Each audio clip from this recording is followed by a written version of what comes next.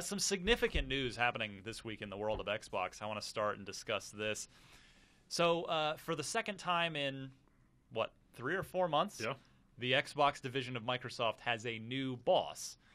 That's always a good sign. Yeah. Julie Larson-Green will be moving to another part of the company, and taking her place is a gentleman named Stephen Elop.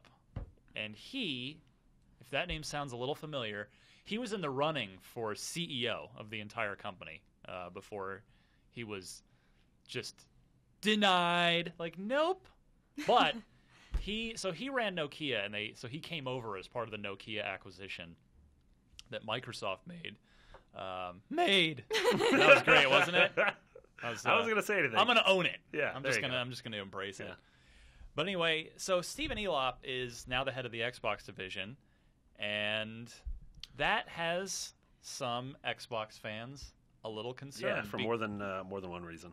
Talk to me, Marty. Yeah. What's his history? I mean, he was the guy who when he was in the running for CEO, he mentioned that if he got the job, his idea would be selling off the Xbox brand and killing Bing altogether. Yep. Well, I like this guy already. Sarcasm. Squish that Bing. So yeah, that's a little. I mean, it's a very strange choice just based on that. Yeah, like, hey, that thing you wanted to go ahead and part with, we're going to put you in charge. So yeah, that's more than a bit worrisome. And his track record at Nokia was not great, to say the least. Yeah, I want to read to you. So I knew sort of the general knee-jerk gamer reaction to this guy was negative, but I was like, well, I want to just try and learn a little something before having a similar knee-jerk reaction. Sure. So I did what any self-respecting citizen of this planet does. I went to his Wikipedia page. Yep. This is the second sentence of Stephen Elop's Wikipedia page. Now, granted, anybody could have written this. That's the point of Wikipedia. The first sentence is Stephen Elop is a werewolf. So let's just set the tone. But here we go. During the 3 years Elop was Nokia CEO, Nokia revenues fell 40%, Nokia profits fell 95%, Nokia market share collapsed in smartphones from 34% to 3.4%, so they just moved the decimal over. That's how terrible that went. Wow. Nokia's credit rating went from A to junk, which is, of course, a big deal in corporate circles. That's out of...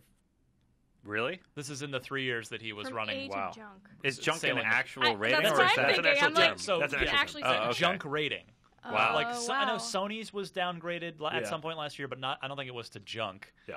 Of course, the United States' collective credit rating was downgraded from AAA to like AA Hot or street trash. something like that. Yeah, like by China, who's we owe all our money to them. From trash the hot mess. Yeah, exactly. But anyway, let's see. Nokia's credit rating went from A to junk. Nokia's share price dropped 60% in value, and Nokia's market capitalization lost $13 billion with a B in value. The Financial Times calculated Nokia shareholders ended up paying Elop a bonus of 1 million euros for every 1.5 billion in market capital that Elop was able to destroy while Nokia CEO. Your new Xbox boss, ladies and gentlemen. Oh my God. Let the good times roll. He sounds like a supervillain.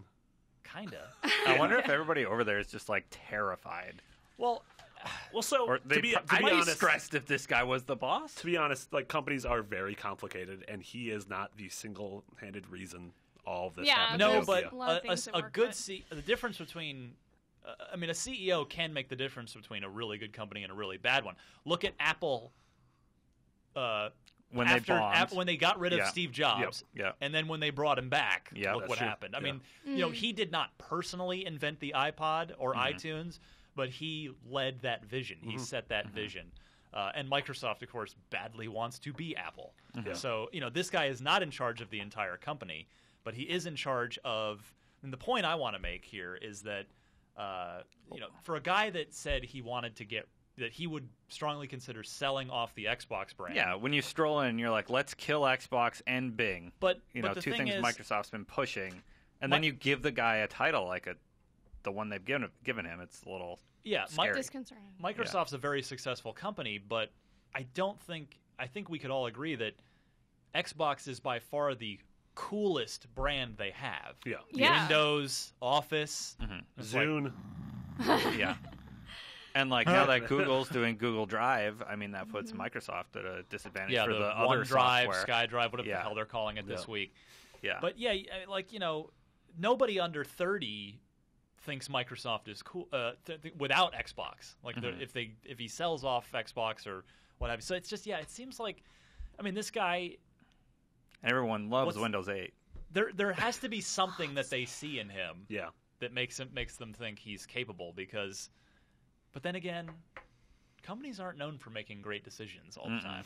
No, they are not. Even when failure stares them in the face. So I don't know about this guy. We shall see. So who are his Nintendo and Sony analogs? Would that be Iwata and? Well, the head of, I guess basically, would it be? Well, I know because Jack Tretton is only of Sony America, right? So would it be Kazurai? For Sony? I think so, yeah. Because he's not the CEO of Sony, but he runs the PlayStation. So I guess that would be right. It's a pretty powerful position. Yeah. And Nintendo's a little tougher analog because they are just a gaming company. I mean, we'll see. I'm sure he'll be on the stage at E3. You think so? I was going to ask if I don't he think would they'll make really. an appearance. I don't think they'll trot him out. I think it's going to be because I actually started to get into this on Twitter with Phil Spencer a little bit. He was saying that he wants to see Phil, like having coffee on, like do on you guys Twitter, like hang Twitter out? Buddy. Yeah. What are you doing? We'll do anything for you, Ryan. Well, hey, he's been active out there on Twitter. He replies to me. What am I going to do? He said he wants to see more creators, like game creators on stage, but somebody has to host the thing. Sure. Yeah. So Joel McHale. That's probably not going to happen.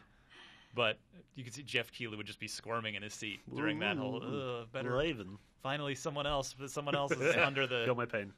But yeah, I think Phil will probably host it himself, if I had to guess. Yeah. It doesn't matter, No. really, at the end of the day. Yeah. People goof on it for an hour if it's some lame presenter like Don Metric, who's a robot in disguise. Are we going to put the invite out to Stephen Elop to come on the show and be interviewed by you? Come on. Come, Elop. Yeah, we Stephen want to know your secrets. Come on back. Or don't. Yeah. No, Stephen Elop. Bring him on the show for an interview. Come on down. We'd be happy to have you. Would love to. Don't know the guy personally, of course, at all, obviously. Yeah, but bring your 3DS to Desk and Street Pass. Yes, Put please. you in his Dome Bravely Default Village. Maybe we could Skype him in since Microsoft owns that. Yeah, that's true. Can we They bang got him that in? going We for could him. put his big face right on this screen behind me.